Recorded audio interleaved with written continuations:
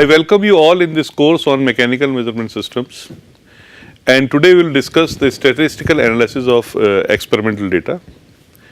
In this course, we will be covering central tendencies, probability concept, probability distribution, confidence interval and level of significance. We will start with the central tendencies. Now, before going for the central tendencies, we will discuss the population. So, entire set of data, population can be anything, any sample of data can be a population, and population has certain characteristics. For example, let us take athletes. So, athlete, the characteristics of the athletes may be the height or shoe size, right, or many other characteristics. So, out of these characteristics we just classify the population, right. Height of the athlete. So, athletes, the height of the athlete may vary, let us say between 160 centimeter to 190 centimeters, and we have population of let us say 1000 athletes. Then what we are going to do? We will make the class intervals. We will make the class interval, let us say 160 to 165. How many athletes are there? Then 165 to 170. How many athletes are there, and so forth. And then we will have a diagram which is known as histogram, which will depict the frequency of athletes for a particular height. This is how the scientific analysis of data starts, and in this process the first and the foremost thing which is being done is preparation of histogram. So, histogram gives us a fairly good idea about the population. Now, once we have the histogram, then we would like to further study the population in the sense that what is the average height of the athletes. So, in order to find average height of the athletes, we will add all heights of the athletes and divide by n, and then we will get average height of the athletes.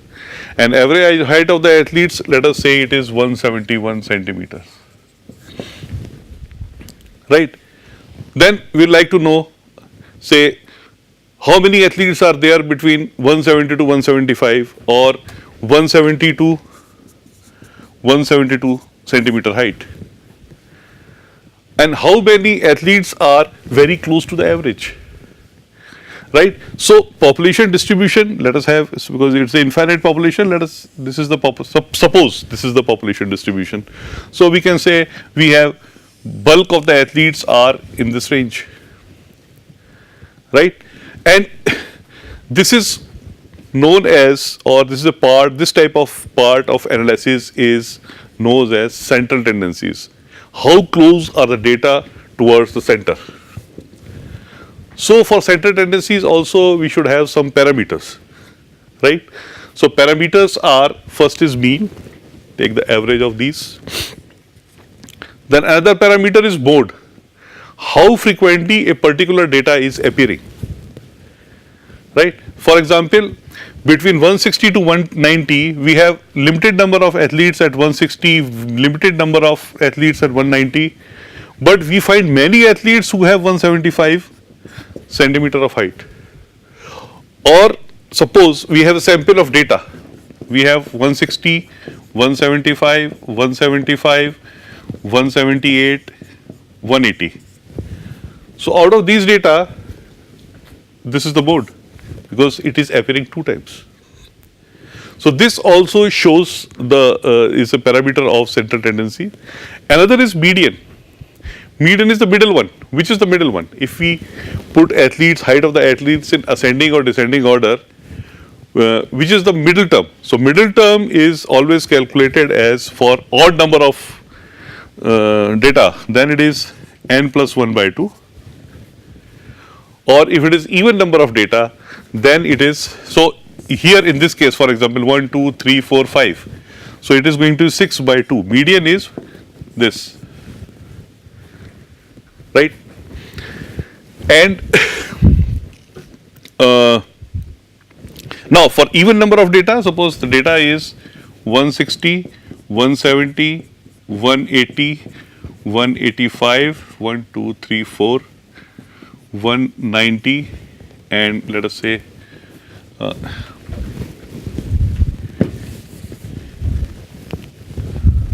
181, 4, 185, 186, 1, 2, 3, 4, 5, 6. Right? In this case, the average of n plus 1 by 2 and n by 2. Sorry, n plus 1 by 2 and n by 2 will give the median. Okay. Now, after central tendencies, we'll further analyze the average in details.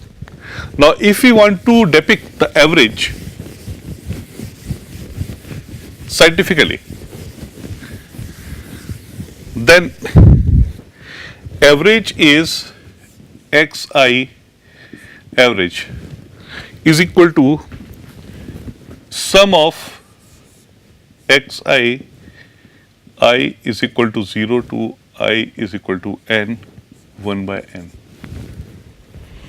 So this is how statistically the average of given data can be expressed. Now deviation from the average. Now this average, so all the data, because at average value you will not find any data.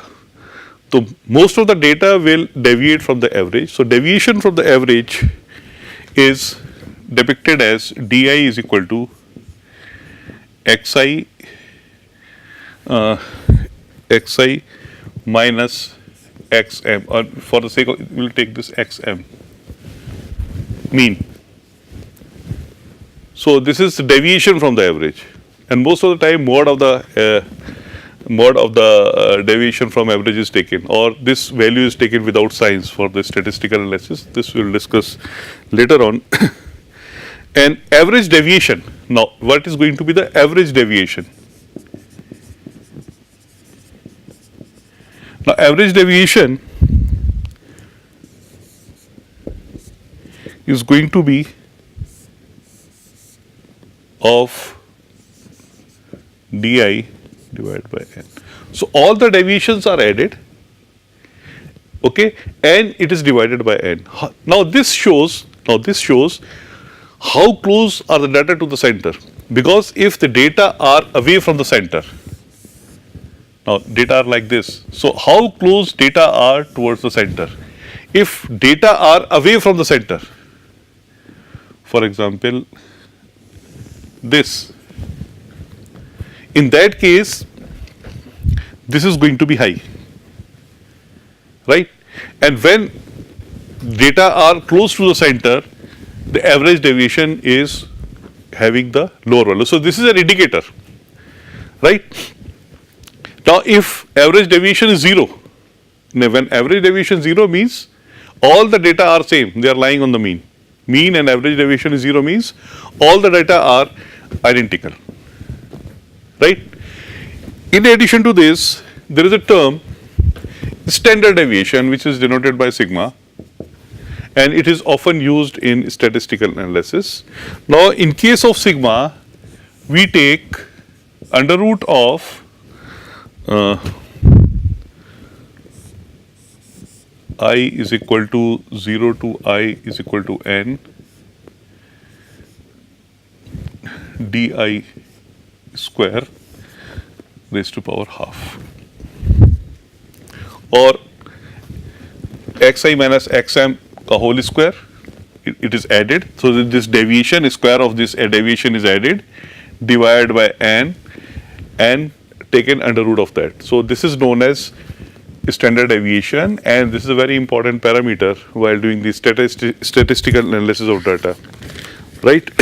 Now this is for the unlimited population, when population is tending to infinity. Now out of this population, if I select certain data, certain sample, so degree of freedom is checked, right? So now in that case, instead of taking n, for samples we will be taking n minus 1. Suppose in a production line, thousands of the parts are being manufactured and we take sample of 10 parts.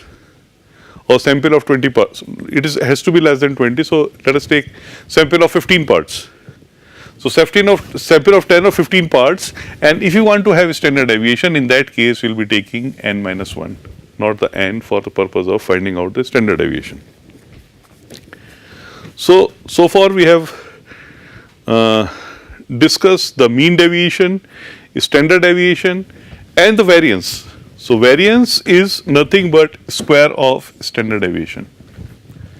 So I have briefly introduced you with these terms, with the understanding that you have already studied them in the subject mathematics. Now we will take one example. When we take population variables, suppose there are 10 variables, 1, 2, 3, 4, 5, 6, 7, 8, 9, 10, and these have values 10.00, 10.32, 10.48, 9.96, 9.98, 10.18, 9.93, 10.25, 10.16, 10.24. Now this can be, suppose, a reading of a shaft. If suppose you are measuring diameter of a shaft, so 10 readings are taken, or in a production line you have measured the diameter of the shaft, 10 different shafts, and the diameter of those shafts has been taken. Now I want to analyze these data. Now for the purpose of analysis, first of all I would like to have mean of this. What is the mean diameter of the shaft? So mean, for the purpose of finding out the mean diameter of the shaft, we will simply add this. If you simply add this, I have already done this calculation, it is 101.50, right. So your mean in this case is going to be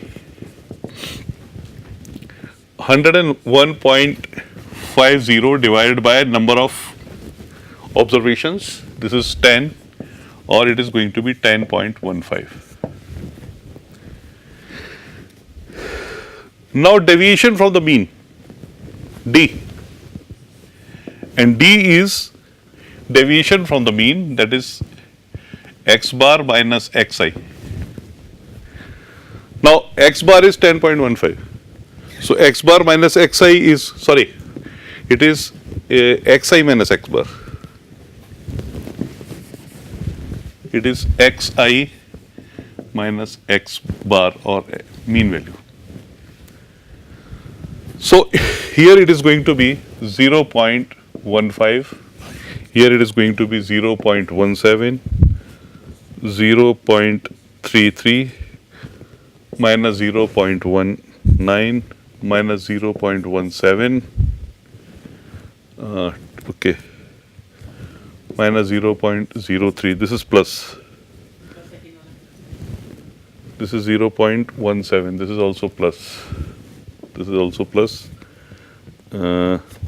minus 0.22,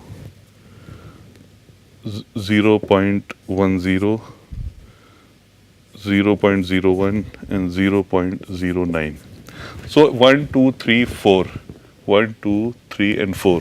They are minus because they are less than the average, rest are positive.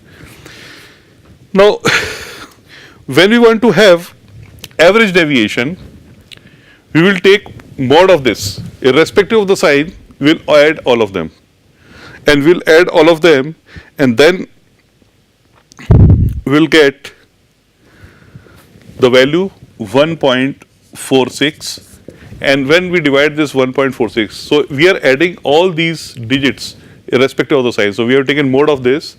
This 1.46 again divided by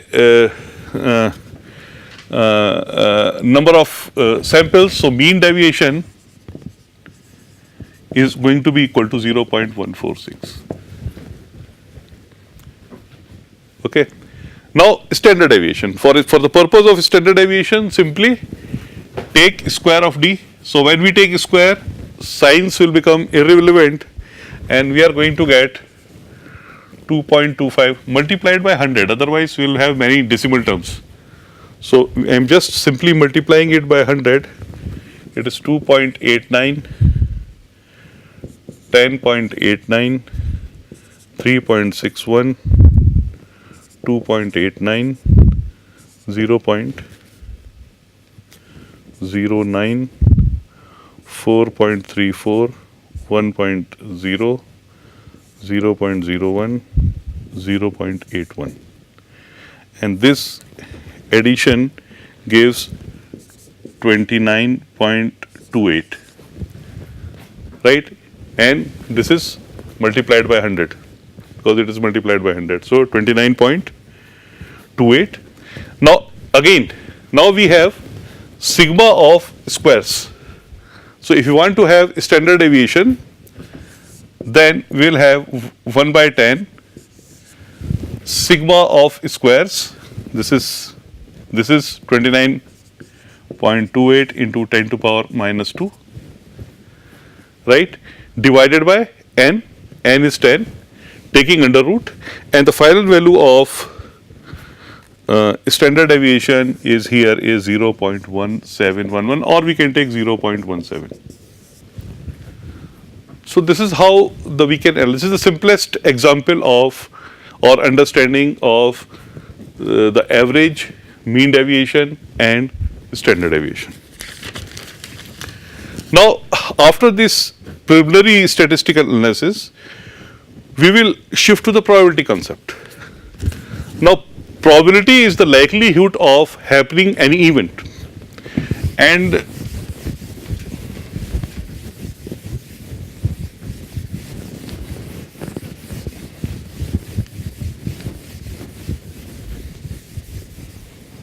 suppose we are tossing a coin. When we are tossing a coin, there is a probability either heads will be there or tails will be there. Either it is going to be head or it is going to be tail. Probability is 50%. Probability is 50%. The 50% chances are there. It does not mean when you are tossing 10 times, 5 times you are getting heads and 5 times you are getting tails. If it is a unbiased coin, or weightless coin, then if you are tossing coin in n number of times and n is tending to infinity, which is a very large sample, you may get 50% of the time heads and 50% time of the tails. But not for a small sample, let us say 5 tosses or 10 tosses, right? But probability, chances are there that head will come 50% of the time and tails will come 50% of the time. This is the probability. Now for example, another example I will give you of the dice. A dice has 6 faces and each face is number 1, 2, 3, 4, 5, 6. So probability of when you throw the dice, probability of coming 1 is 1 by 6, probability of 2 is 1 by 6, probability of 3 1 by 6, and so on. So all 6 digits have the same probability, okay? And if you add all these, so then you will again get 1, because when you are throwing in the dice, you will be getting any of the number, right? So if you add all these probabilities, 6 probabilities, you will get 1, as in the case of tossing the coin. Now if you are throwing 2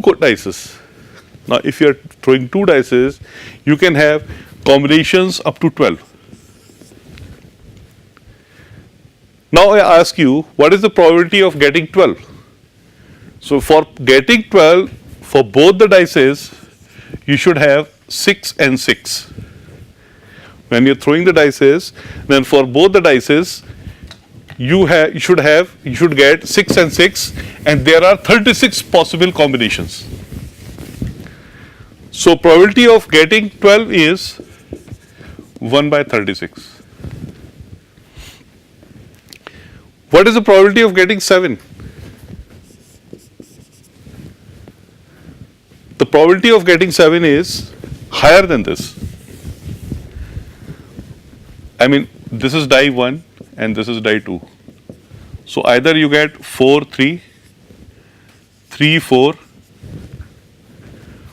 5, 2, 2, 5, right? And then 1, 6, 6, 1. So there are 5 probabilities. So 5 by 36. There are 5 combinations out of the 6 where you can have the value 7.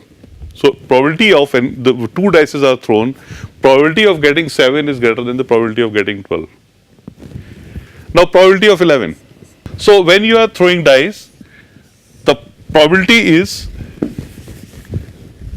now so there are 6 combinations, which will produce the digit 7, right? So we will have 6 by 36 or 1 by 6. The probability of getting 7 is 6 by 36.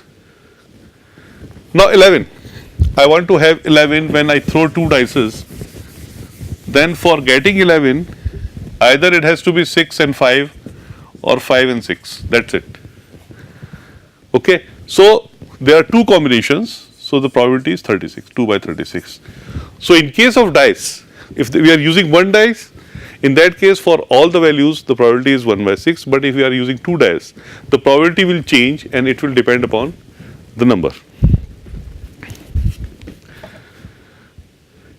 Now probability distribution. Probability distribution, the most popular probability distribution is binomial distribution. Now binomial distribution, suppose there is a player and the player wants to put ring here at a distance x. There is a player and he is throwing the ring. And it's a very good player. The player is a champion, is a very good player. So what is going to happen? Most of the rings will fall close to this. Many of the rings will fall in this. If it is a good player, most of the ring will fall in this. Many of the rings will fall in the vicinity of this, right? And a few rings will be far away from this object. So the population, the not entire population, majority of the population will be concentrated on this or in the vicinity of this. And there are rare chances that the ring is falling sufficiently short of this or falling apart from this, sufficiently apart from, because he is a very good player. If we look at the probability distribution, if we draw the distribution of the success, then we will be getting this curve. If he does infinite number of throws, so we will be getting a distribution which is known as binomial distribution. In binomial distribution, the probability of success of an event, the probability of success of event is total number of event, combination of total number of event and number of success. Probability of success raised to power number of success.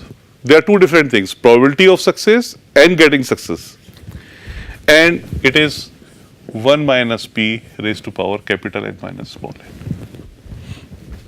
Now NCN, as you know, if it is a combination, then it can always be taken as factorial n divided by factorial n minus small n, n factorial small n, then again probability of success raised to power n, 1 minus probability of failure raised to power n minus n. When n tends to infinity,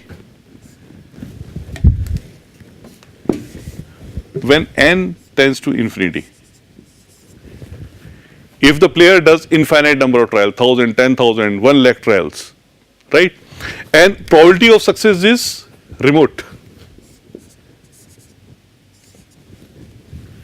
Probability of success is remote. It means the object is placed far off from the thrower and just he is throwing the rings.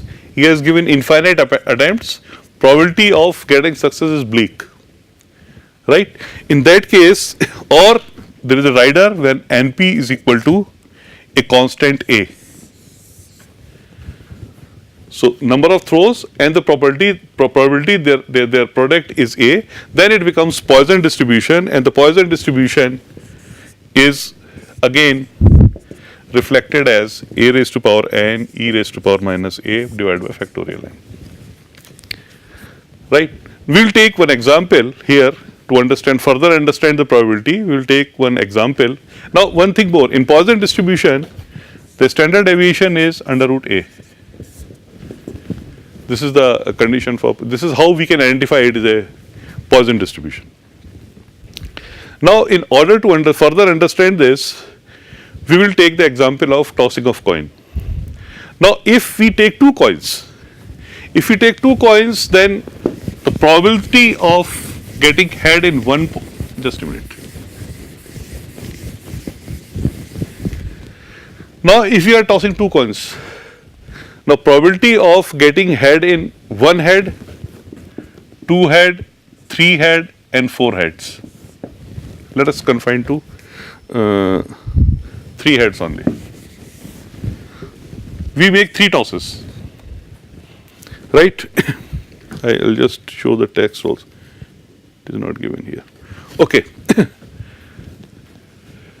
So if you make three tosses, what is the probability of getting one head and two head and three heads? I mean, you are getting heads in all tosses or getting tails in all tosses. So this can be simply dealt with this binomial theorem, binomial distribution. So probability of binomial distribution, I will write again. Pn is equal to factorial n divided by n minus small n factorial n p raised to power n 1 minus p raised to power n minus n. Probability is 1 by 2. So p is always 1 by 2. So getting 0, no heads at all, is going to be n is 3. So factorial 3. Capital N minus n is equal to 3 minus 0 because success is 0. Success is 0. Factorial 0. Half raised to power 0. 1 minus half raised to power 3 minus 0. Now here we simplify, then we will be getting factorial 3 divided by factorial 3. This is 1 and this is 1 by 8 is equal to 1 by 8. So probability of getting one head out of three tosses is 1 by 8. Probability of getting 0 heads is 1 by 8. Now probability of getting one head. Now probability of getting one head is again factorial 3 divided by 3 minus 1 factorial, factorial 1 multiplied by 1 by 2 raised to power 1, 1 minus 1 by 2 raised to power 3 minus 1. Now in this case we will get factorial 3 divided by factorial 2 multiplied by 1 by 8, or it is going to be 3 by 8. So getting one head is 3 by 8. Similarly for getting two heads,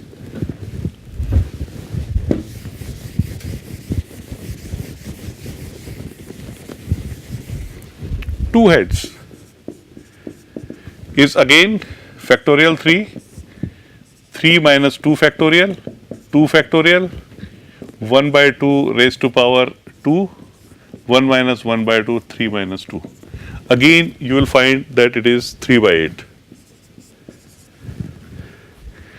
Now again probability of getting three heads is again factorial 3, 3 minus 3, all success.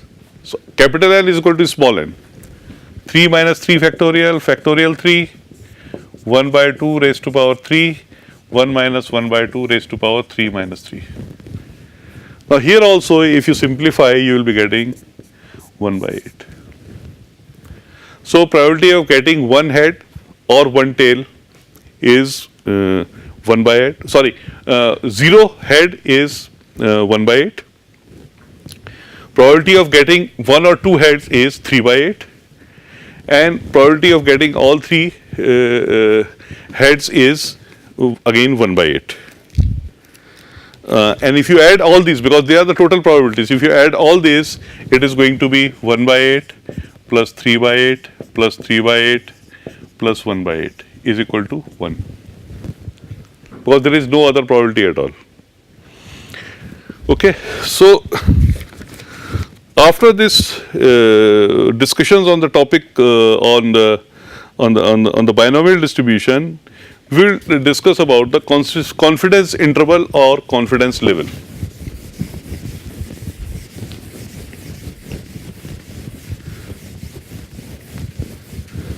Now, confidence interval or confidence level speaks about how confident we are about the data. Now, sometimes it is misleading also. For example, let us take example of athletes. So, the range is 160 centimeter height of athletes to let us say 190 centimeters. This is the range of the height of athletes. If I randomly pick the athlete, if I say the height of the athlete is in the range of 165 to 185. Another option is height of the athlete is in the range of 170 to 180. I will be more confident in this case. Data may not be correct, but I will be more confident in this case that I am very confident that the height of the athlete is in this range in comparison to in this range. So, high confidence level does not always reflect that there is no error. Suppose we are doing some measurement. So, order of error. So, this confidence interval does not reflect the order of error. But here the things are different. We are randomly picking a data, we are randomly picking an athlete, and if we are given a choice, in this case we are going to be more confident. But error in this case may be high. Error may be, suppose the height of the athlete is 175. So, here error, we are taking an error band of plus minus 10 centimeters. Suppose height of the athlete is 175. Here we are taking error band of plus minus 5 centimeters. But confidence is low. Confidence is low. But significance of this data is more than this data. Right? So, we make number of observations and the average plus minus Z sigma. Suppose we measure a diameter of a shaft 10 centimeters plus minus 0.1 centimeter. We write like this. We don't give the exact dimensions. We say, okay, diameter shaft is 25 mm plus minus 0.1 mm. Now here we will also see that we can have, we can improve the accuracy of measurement by taking repetitive observations. Now for a small data sample, suppose in a production line we pick certain data. So for a small data sample, Z is replaced by, there is a term delta, and delta is Z sigma by n. When sigma is the deviation, right? Now what is Z? Z symbolizes the percentage of confidence interval. So there is a table, there is a confidence interval, confidence level in percentage, level of significance. Now here the confidence interval is 3.3. It means from the average,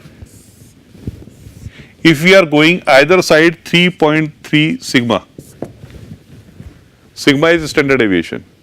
So in that case 99.9% of the data will be covered. Our confidence level will be high. So this is the distribution. This is the mean. If you are going either side 3.36 sigma, 3.3 sigma, 3.3 sigma, if you are going on either side, 99.9% data will be covered for the case of Poisson distribution. And if you are going 3.0 sigma on both the sides, in that case 99.7% of data will be covered. So a table is displayed on the screen, and you can say when we are plus minus 1 sigma, it is 68.3. When the sigma is plus minus sigma, right? Now, how this is relevant, how this information is relevant, we will take one example. Now, this example says that a certain steel bar is measured with a device which has a known precision of 0.5 millimeter. Now, with the statistical methods, we can improve the precision also. That will also be shown here.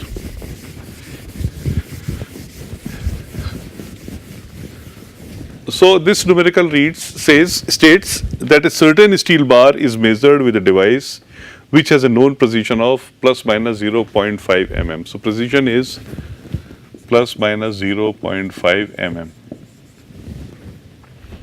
right. When a large number of measurement is taken, when the sample is of a large number, how many measurements are necessary to establish the mean length x bar with the percentage level of significance such that x bar is equal to x bar plus minus how much it is 0.2 mm, right. Now, for the solution of this, the significance level is 5%. Now, for 5% significance level, we can see here for the 5% of significance level, it is confidence level is 95%, and for 95% confidence level, the confidence interval is 1.96. So, this is confidence interval, that is 1.96, right. And now, if we put this value here, because it is a sample, small sample. So, for a small sample, we can always take delta as z sigma by under root n. Okay. Now, here this delta is 0.02, sorry 0.2. Z is 1.96, sigma is 0.5, deviation from the mean, confidence level for 5%, Z is taken 1.96 divided by under root n, and the n is here is, we have to find n, right. So, n is going to be equal to 1.96 into 0.5 divided by 0.2 whole square, and if we calculate the final value of n, it is going to be, it is 24.01. So, it is 24.01, and then n has to be 25. N has to be 25. So, we have to take n 25 number of observations. So, here there is a very interesting conclusion that we have improved the precision of the measurement, right. If we have 25 number of observations, right, we can have the measurements in the range of this, right. However, as stated in this problem, the precision is plus minus 0.5 mm. So, we have by taking repeated measurements, we have improved the precision of measurement. So, by increase, or we can have more number of samples, and we can further improve the precision of measurement, right. So, this is how this is being done. I think this is enough for today. Thank you very much.